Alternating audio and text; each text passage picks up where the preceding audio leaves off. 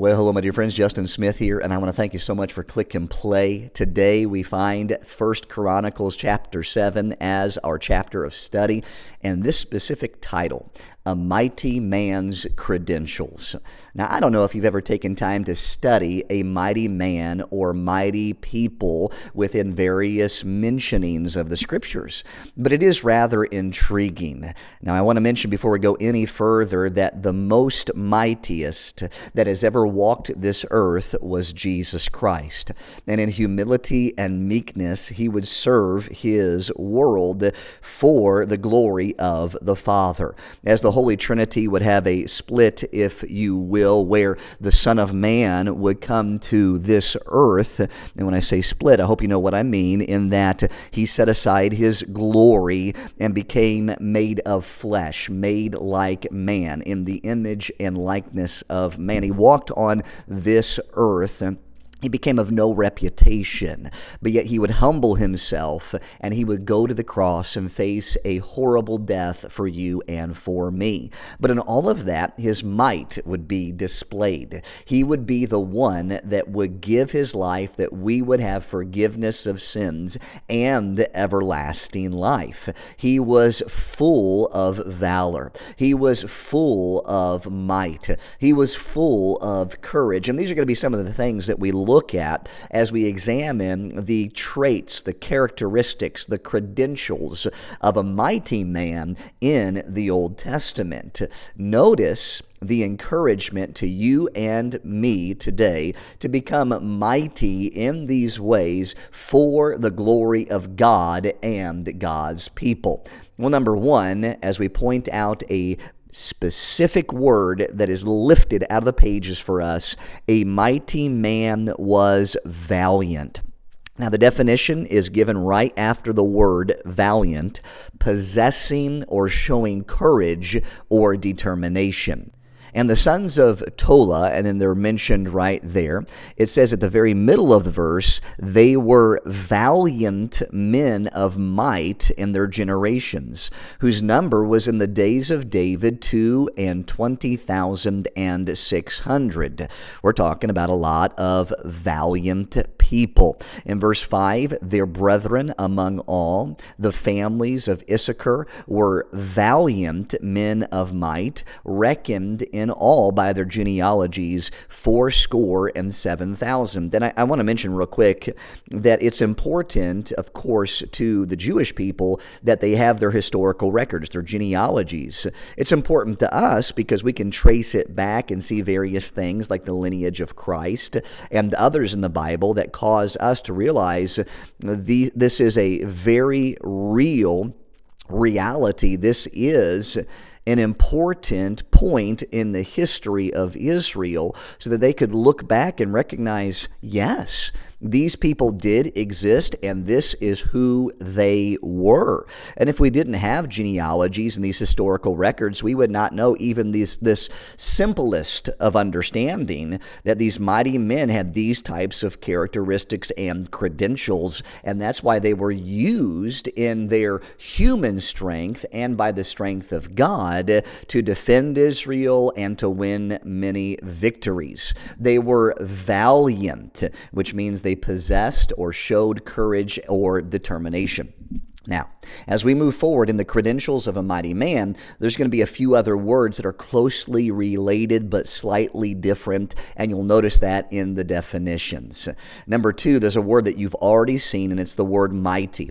A mighty man wasn't just valiant, but a mighty man was also mighty, which means he was great or impressive in power or strength. Do you know anybody who is mighty, who is impressive in their power and in their strength? And maybe for a moment you think about some competitions that maybe you have seen. But not every mighty person has big muscles or a solid, thick body. They are impressive in their power and strength by how they wield their power and strength. For instance, you think about those strongman competitions, they're lifting logs and they're lifting cars and they're holding pillars from pulling apart. That's one type of impressive power or strength. But then you think on the other side of things, like those involved in martial arts. And you've seen people with their finger take and they break a stone. You see them in their slender might and power be very impressive in the things that they can do. And so there's all shapes and sizes to the understanding of might, but it ultimately is an impressive power or strength. And these are the credentials of a mighty man right here in 1 Chronicles 7, valiant and mighty. But then there's a third point: a mighty man had valor, which is very closely related, obviously, to the word valiant. But valor means great courage in the midst of danger, especially in battle. Notice what it says in verse 7, 9, and 11. It talks about more sons, the sons of Bela. It says they were the heads of the house of their fathers, mighty men of valor, and were reckoned by their genealogies, 20 and 2,000, and 30 and 4. Then in verse 9, the number of them after their genealogy by their generations, the heads of the house of their fathers, mighty men of valor. And then in verse 11, as it talks about these particular sons by the head of their fathers, they were mighty men of valor.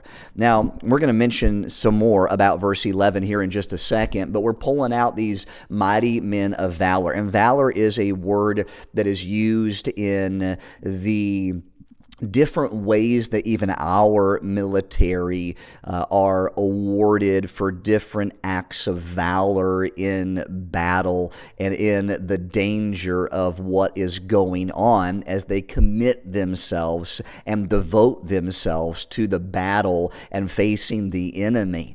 And one of the things about a mighty man in the scriptures was that they were mighty in valor. They were valiant men. They were those who were willing to risk their lives in the face of danger. You couldn't be of valor, you couldn't be valiant if you did not exercise a loyalty and a devotion in the midst of the present danger. If you would tuck your tail and run, as it's commonly said in the English vernacular, if you would be fearful in the place of battle and not meet it head on, you would not be a person of valor. That would not be something that describes you, but it describes a mighty man. Then notice a fourth thought about a mighty man. A mighty man was fit. And we're going to look at verse 11 towards the end of it here in just a second, but let me give you the definition. Fit is suitable, a suitable quality, standard, or type to meet the required purpose. Notice verse 11 toward the end that these were 17,200 soldiers fit to go out for war and battle. And notice that phrase again. They were fit to go out for war and battle. Back to the definition. A suitable quality, standard, or type to meet the required purpose. Now let me go back to an earlier illustration about the strongmen competition. They were fit to lift the car. They were fit to hold the pillars. They were fit to lift the big logs. And then I reference again those in the martial arts category who are able to break things with their fist or their feet, who are able with their slender strength to have impressive power in their way of might. Well, as this verse talks about, these mighty men were fit to go out for war and battle. There's other things that you could imply about them. They weren't lazy. They weren't weak, okay? They were mighty. They were fit. They were those who were, that's the one I want fighting in this battle. It's kind of like if you remember your playground days and you're about to play a game, and whatever game it was, whether it was kickball, soccer, tag, if you're picking out in a team event who it is you want on your side, you are going to pick the one who is fit for that. Let's just say it's dodgeball. Well, if you know that that person can't throw worth anything, you're not going to pick them to be on your team. And let's lay aside the thoughts of, those who would pick that person, because I happen to be the one that would pick the one who is going to be like, oh no, I'm the one who's last. I would pick that person first. That was always the way that I would do things. I just enjoyed taking the one who was the underdog and putting them on my team. That was me. But when you're actually choosing somebody for the purpose of battle, you're choosing the one who is fit. You're choosing the one who's got those muscles, who has those muscles, who knows how to wield their sword or shoot that bow, who is a mighty, impressive, in power kind of person who is fit for the battle. Then, number 5, a mighty man was a soldier. I mean, this ought to be an understood thing, but it mentions it in verse 11. This is one who served in an army. These are those who were soldiers, 17,200 soldiers fit to go out to war and battle. This is a characteristic about them. They understood that it's going to be hard. They understood that it takes devotion and determination. They understood the willingness to sacrifice themselves for their country and their freedoms. This is a mighty man. The credentials of them. Then number 6, a mighty man was choice.